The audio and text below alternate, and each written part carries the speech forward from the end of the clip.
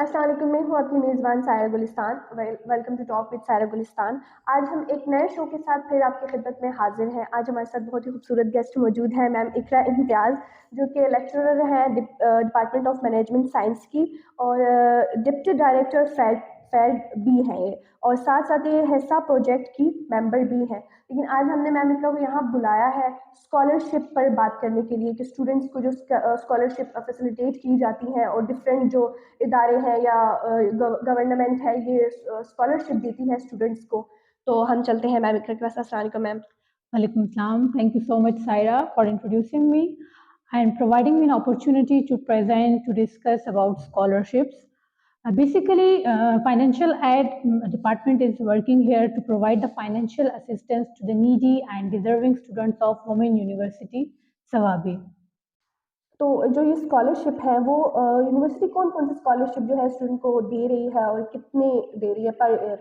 अगर मैं स्कॉलरशिप की बात करूं तो हमारे पास कुछ गवर्नमेंट डोनर्स भी हैं जो गवर्नमेंट की तरफ से फंडिंग मिल रही है यूनिवर्सिटी को, प्लस हमारे पास कुछ और डोनर्स भी हैं लाइक एनजीओ जो हमारी यूनिवर्सिटी को स्कॉलरशिप्स प्रोवाइड कर रही है, हमारे स्टूडेंट्स को सपोर्ट कर रही हैं to continue their studies till the completion of their degree programmes.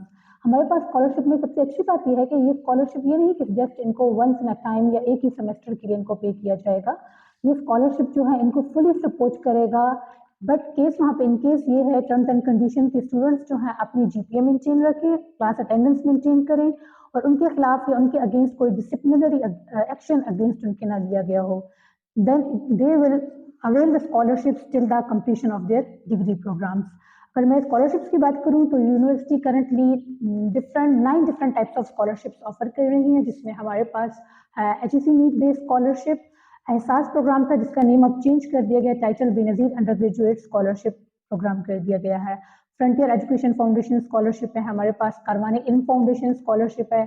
करवाने इल्म फाउंडेशन स्कॉलरशिप जो है ये हमारे पास एक एनजीओ है, प्राइवेट सेक्टर है जो हमारे स्टूडेंट्स को सपोर्ट कर रहा है।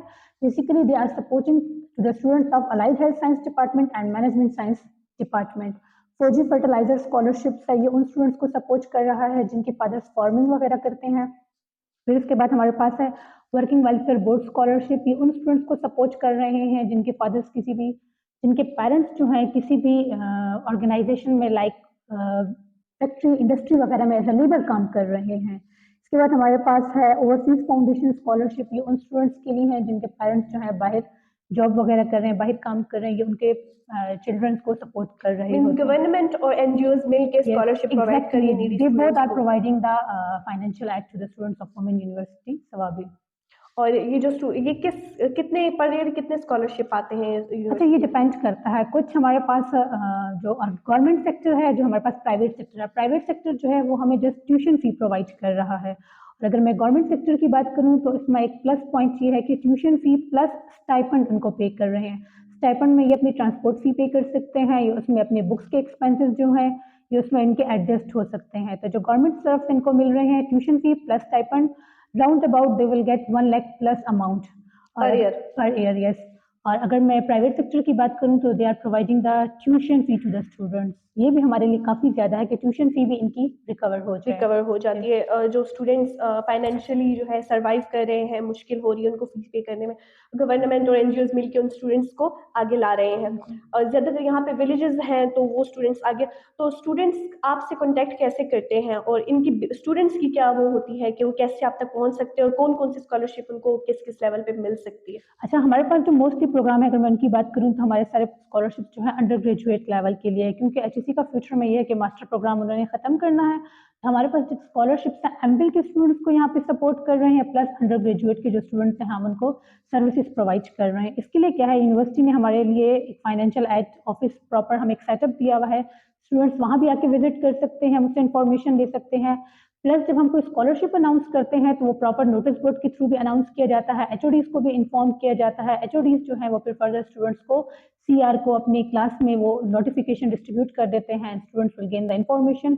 अगर उनको फर्दर फॉर्म फिलिंग में कोई इशू आ रहा है तो फाइनेंशियल एड ऑफिस किसी भी टाइम विजिट कर सकते हैं 9 to 4 में, और 9 to 4 में उनको जितनी भी हेल्प की जरूरत होती है, जहाँ पे उनको गाइडलाइंस की जरूरत होती है, we will provide the guidelines. जैसे कि हम स्कॉलरशिप पे बात कर रहे हैं और काफ़ी ऐसे स्टूडेंट नीडी स्टूडेंट्स हैं जो रह जाते हैं स्कॉलरशिप से, तो उनकी रहने की क्या वजह होती है? वो क्यों कुछ स्टूडेंट सेलेक्ट हो जाते हैं और कुछ रह जाते हैं? अच्छा, मेन रीज़न इसकी ये होती है कि हमारे पास जो फंडिंग होती है या डोनर्स की साइड से हमें जो स्लॉट्स दी जाती हैं, इस तरह मैं अगर आपसे अभी कारवान इल्म स्कॉलरशिप की बात करूँ तो उन्होंने हमें 11 स्लॉट्स दी थी। अब ये तो नहीं कि हमारे पास उन्होंने 11 स्लॉट्स हमें पूरे allied health sciences department and management sciences department के लिए दी थी। अगर आप इनकी स्ट्रेंथ चेक करें तो 300 400 प्लस इन डिपार्टमेंट की स्ट्रेंथ होगी, तो it will be difficult for us कि इन सबको हम फैसिलिटेट कर सकें। तो उसके लिए फिर हम क्या करते हैं, जो टॉप डिजर्विंग स्टूडेंट्स होते हैं, ये टॉप नीडी होते हैं जिनके फादर की डेथ हो चुकी होती है या उनको कोई और सपोर्ट करने वाला नहीं होता। कुछ ऐसी फैमिलीज होती हैं, जब हम इंटरव्यूज कंडक्ट कर रहे होते हैं तो उस दौरान हमने फील किया है कि उनके पेरेंट्स सेपरेट हो चुके हुए हैं, वो अपने मामू के पास रह रहे हैं या अंकल के पास रह रहे हैं, तो उनके लिए बहुत मुश्किल हो जाता है कि वो अपनी स्टडीज को कंटिन्यू कर सकें। तो फिर वहाँ पे हम उन स्टूडेंट्स को सपोर्ट कर रहे होते हैं जिनके फादर डेथ हो चुकी हुई है या उनको कोई और सपोर्ट करने वाला नहीं है। लेकिन स्टूडेंट्स यहाँ पे हमारे पास ये क्लेम करते हैं कि मैम हम भी नीडी हैं, लेकिन उनके पेरेंट्स कुछ ना कुछ अर्निंग कर रहे होते हैं। तो जब पेरेंट्स कुछ ना कुछ अर्निंग कर रहे होते हैं तो वहाँ पे I think they will manage, they can manage, वो मैनेज कर सकते हैं वहाँ पे। तो ये एक रीज़न होती है स्लॉट्स की, और प्लस हम टॉप नीडी स्टूडेंट्स को फैसिलिटेट कर रहे होते तो हैं। फर्स्ट आप उन स्टूडेंट्स की तरफ जाते हैं जिनको ज़्यादा ज़रूरत जिनको होती है इस बिल्कुल चीज़ की। एग्जैक्टली जिनकी नीड सबसे ज़्यादा होती है, जिनको कोई सपोर्ट करने वाला नहीं है, फादर डेथ हो चुकी है, मदर नहीं है। आई होप देखने वालों के जो क्वेश्चंस थे वो भी उनके सॉल्व हो गए होंगे कि ये फर्स्ट नीडी स्टूडेंट्स को ही बिल्कुल किया ऐसा जाता है ही है। इसलिए स्कॉलरशिप जो आप देते हैं तो ये क्या ग्रेजुएशन तक दी जाती है और कितने स्टूडेंट्स इसमें ग्रेजुएट कर चुके हैं अगर ये ऐसे दी जाती है तो? बिल्कुल ऐसा ही है, स्कॉलरशिप्स जो है सारे डोनर्स हमारे पास यही है, उनकी कमिटमेंट की ये स्कॉलरशिप इनको डिग्री कंप्लीशन तक इनको असिस्ट करेंगी, इनको फाइनेंशियल हेल्प प्रोवाइड करेंगी। अगर मैं बात करूँ तो हमारे पास एक प्रोग्राम था प्राइम मिनिस्टर फी रीइंबर्समेंट स्कीम, जिसमें हमारे पास यूनिवर्सिटी के 16 स्टूडेंट्स को सिलेक्ट किया गया था। फिर ये प्रोग्राम गवर्नमेंट जब चेंज हो गई थी तो ये प्रोग्राम हमारे पास ख़त्म कर दिया गया था। लेकिन फिर भी जब गवर्नमेंट सेटअप चेंज हो जाता है, लेकिन उन्होंने फिर भी उनको सपोर्ट किया। न्यू स्टूडेंट्स के लिए तो उन्होंने अनाउंस नहीं किया था, बट जो ऑलरेडी सिलेक्टेड स्टूडेंट्स थे उनकी डिग्री कंप्लीशन तक उन्होंने उनको फाइनेंशियल असिस्टेंस प्रोवाइड की गई थी। इसी तरह हमारे पास एक और स्कॉलरशिप था, फ्रेंच नीट बेस्ड स्कॉलरशिप। ये भी एचईसी का एक प्रोग्राम था जिसमें स्टूडेंट्स को स्टाइपेंड भी पे किया जा रहा था, प्लस ट्यूशन फी भी पे की जा रही थी। करंटली फिर आपने मुझसे पूछा कि कितने स्टूडेंट्स जो हैं ग्रेजुएट पास आउट हो चुके हैं यूनिवर्सिटी से। अगर मैं स्कॉलरशिप की बात करूँ तो राउंड अबाउट 500 स्टूडेंट्स जो हैं 2017 से 2022 तक 500 प्लस स्टूडेंट्स यहाँ से स्कॉलरशिप पे अपनी डिग्री कंप्लीट कर चुके हैं। ओके, और कंटिन्यू भी है? यस बिल्कुल कंटिन्यू भी हैं हमारे पास स्टूडेंट। अगर मैं एहसास की बात करूँ तो एहसास में करंटली 422 स्टूडेंट्स जो है स्कॉलरशिप अभी ले रहे हैं, इसको बेनज़ीर अंडर ग्रेजुएट का गवर्नमेंट चेंज होने से स्कॉलरशिप पर तो कोई असर नहीं पड़ता? गवर्नमेंट चेंज से बिल्कुल असर हमारे पास पड़ रहा होता है। उसकी रीज़न ये है कि हमारी स्लॉट लास्ट टाइम कम कर दी गई थी। पहले हमें 316 स्लॉट्स मिली थी, उसके बाद नेक्स्ट ईयर 207 स्टूडेंट्स को स्कॉलरशिप दिया गया। लेकिन लास्ट ईयर जब गवर्नमेंट चेंज हो गई है तो वहाँ पे हमें जो स्कॉलरशिप स्लॉट्स दी गई हैं वो हमें 22 दी गई हैं। तो काफ़ी ज़्यादा इफेक्ट हमारे पास आया है, और करंटली अभी ये सुनने में हमें आ रहा है कि इन्होंने जब न्यू बैच हमारे पास न्यू इनटेक आई है उनके लिए ये Benazir undergraduate scholarship programme ख़त्म कर दिया है। तो वो जो ऑलरेडी स्कॉलरशिप में सिलेक्ट हो चुके हैं, जो करंट स्कॉलरशिप्स ले रहे हैं, जस्ट उनको ये प्रोवाइड करेंगे फाइनेंशियल असिस्टेंस, और जो न्यू स्टूडेंट है, जो न्यू बैच जो है, उनको ये प्रोवाइड नहीं कर रहे स्कॉलरशिप। लेकिन एनजीओज वगैरह फिलहाल इस पे काम यस, कर रही हैं? एनजीओज हमें प्रोवाइड कर रही है। एचईसी नीड बेस ये हमारे पास एक बहुत बड़ा प्रोग्राम है जिसमें स्टूडेंट को 6000 पर मंथ स्टाइपेंड पे किया जा रहा है, प्लस उनकी ट्यूशन फी भी सेमेस्टर की पे की जा रही है। तो हमारे पास अल्टरनेट एचईसी नीड बेस पे एक बड़ा प्रोग्राम है। ये तो बहुत बहुत ही अच्छा है कि स्टूडेंट्स को फाइनेंशियली सपोर्ट मिल रहा है, वो अपनी स्टडी कंटिन्यू करें। और इसके अलावा हमारे पास एक और स्कॉलरशिप भी है जो सिर्फ आर्ट एंड डिज़ाइन डिपार्टमेंट को स्टूडेंट्स को दिया जा रहा है, NEST scholarship, national endowment scholarship for talented student. ये just art and design department के स्टूडेंट्स को सपोर्ट कर रहे हैं, लेकिन उसका क्राइटेरिया ये है कि नीट कम मैरिट, या मैरिट कम नीट, कि स्टूडेंट्स उनको हमने आगे लेके जाना है जो मैरिट पे भी हो और उनकी नीट भी हो। तो करंटली अगर मैं इनकी बात करूँ तो नेस्ट जो है हमारे पास 22 स्टूडेंट्स को नेस्ट स्कॉलरशिप भी सपोर्ट कर रहा है आर्ट एंड डिज़ाइन डिपार्टमेंट के। यानी अलग अलग डिपार्टमेंट्स में यस बिल्कुल, हमारे NGOs पास उनको कुछ सपोर्ट ऐसे कर रहे एनजीओज हैं। हैं जो उन्होंने रिस्ट्रिक्ट किया हुआ है कि आपने इन डिपार्टमेंट को हम जस्ट सपोर्ट करेंगे। बिल्कुल। मैम हम स्कॉलरशिप पे बात करें तो हमारे जो देखने वाले नाज़रीन हैं, जो पेरेंट्स हैं, स्टूडेंट्स हैं, जो हमें देख रहे हैं और जो अपनी बेटियों को पढ़ाना चाहते हैं, बहनों को पढ़ाना चाहते हैं, बट वो फाइनेंशियली इतने स्ट्रॉन्ग नहीं है कि वो अपने बच्चों को पढ़ा सकें, बेटियों को पढ़ा सकें, तो आप उनके लिए क्या मैसेज देंगी? सायरा, जैसे अभी मैं बात कर रही थी आपसे कि हमारे पास यूनिवर्सिटी जो है multiple different kind of scholarship offer कर रही है, और अभी रिसेंटली अगर हम बात करें तो यूनिवर्सिटी ने अभी स्प्रिंग एडमिशंस अनाउंस किए हैं। तो वो स्टूडेंट जो फॉल में इस डर की वजह से उन्होंने एडमिशन नहीं करवाया कि हमें सपोर्ट कौन करेगा या हम अपनी स्टडी कैसे कंटिन्यू करेंगे, तो मैंने उनको बहुत डिटेल में, काफ़ी डिटेल में उनके साथ डिस्कस कर लिया कि अगर वो इस डर की वजह से एडमिशन नहीं ले रहे तो काइंडली वो एडमिशन करें और हम उनको कोई ना कोई फाइनेंशियली सपोर्ट उनको हम प्रोवाइड करेंगे।